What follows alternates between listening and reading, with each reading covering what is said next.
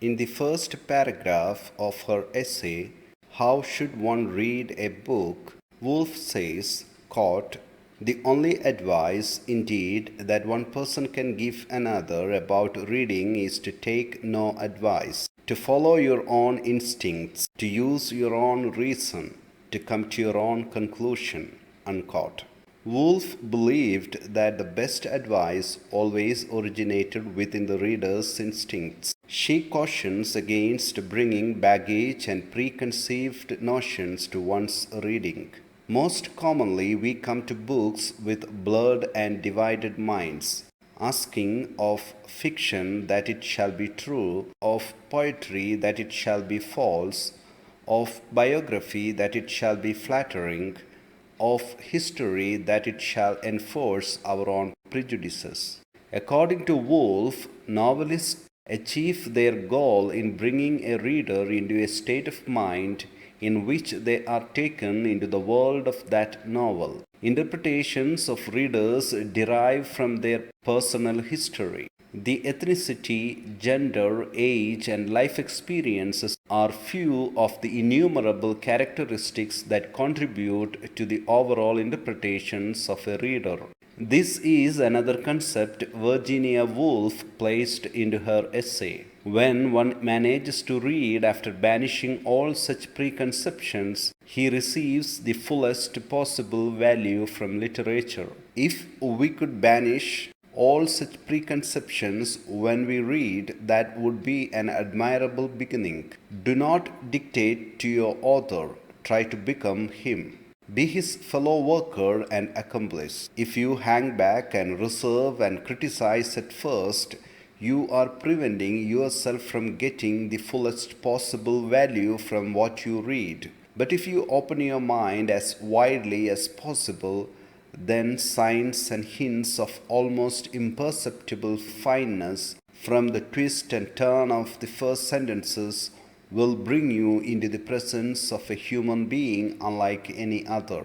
In modern day culture, people judge books upon their appearance and not the value contained within the covers. We should not refuse to read books because they are not art. On the contrary, we should read them in a different way, with a different aim. This is Virginia Woolf's emphasis on how one should expand their repertoire, be curious, and satisfy that curiosity which possesses them. Essentially, Virginia Woolf is saying you should not judge a book by its cover. Virginia Woolf spoke about many essential components to aid a reader into extracting the fullest value from literature. Reading is a lifelong process. One shouldn't read for the sake of reading, but they should read for the love of reading. Woolf also reminds us of the osmotic skills of reading and writing.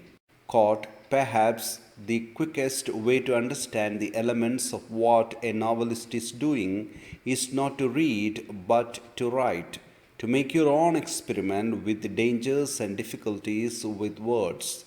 Unquote.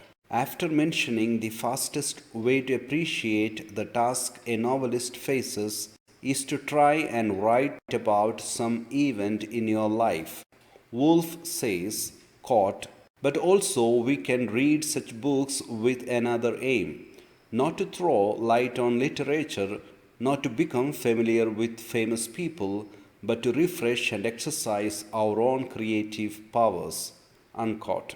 To exercise the imagination, she argues, is itself a special skill.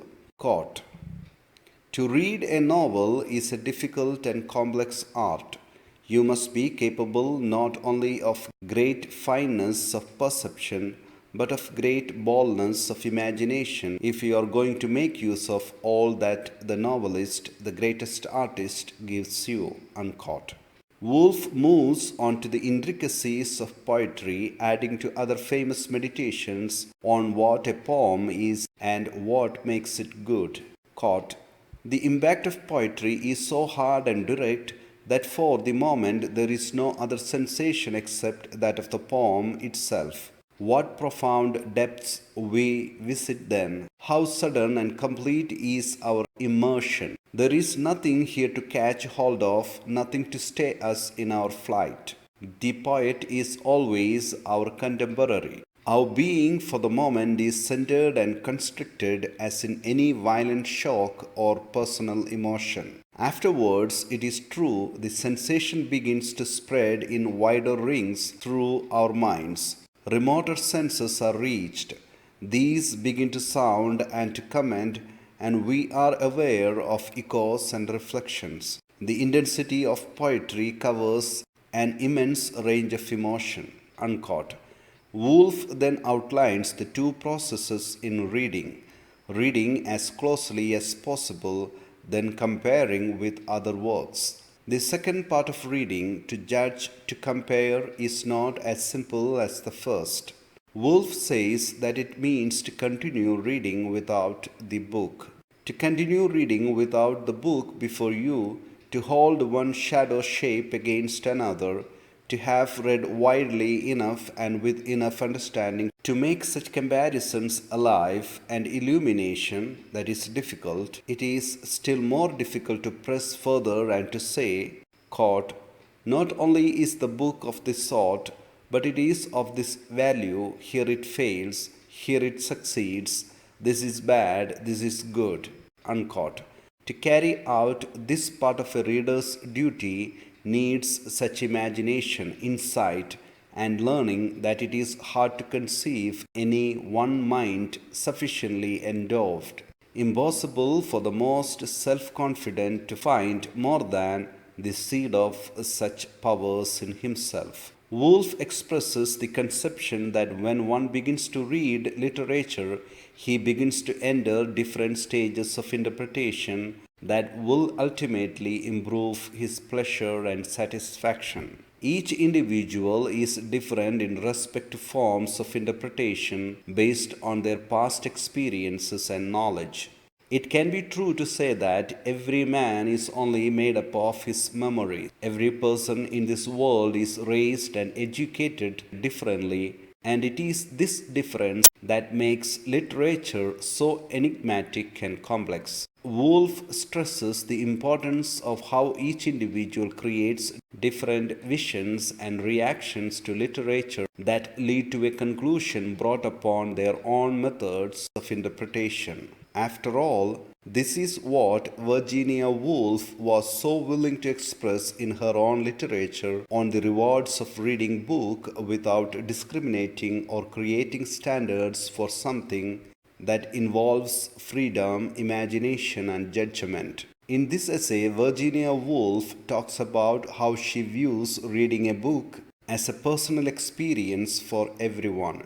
She views reading as a thing of liberty and freedom, where you can escape and not be bothered by what everyone else thinks. She describes poetry and biography extensively and uses examples from other writers. She believes that even if we read something 100 times, we will never be able to truly criticize or understand it because literature is so deep and profound. Ultimately, Woolf, an eloquent champion of the joy of reading, considers reading not a means to some intellectual end, but an intellectual and creative reward in itself. Quote, I have sometimes dreamt, at least, that when the day of judgment dawns and the great conquerors and lawyers and statesmen come to receive their rewards, their crowns and their laurels, their names carved indelibly upon imperishable marble, the Almighty will turn to Peter and will say, not without a certain envy when he sees us coming with our books under our arms, look, those need no reward. We have nothing to give them here. They have loved reading. Unquote.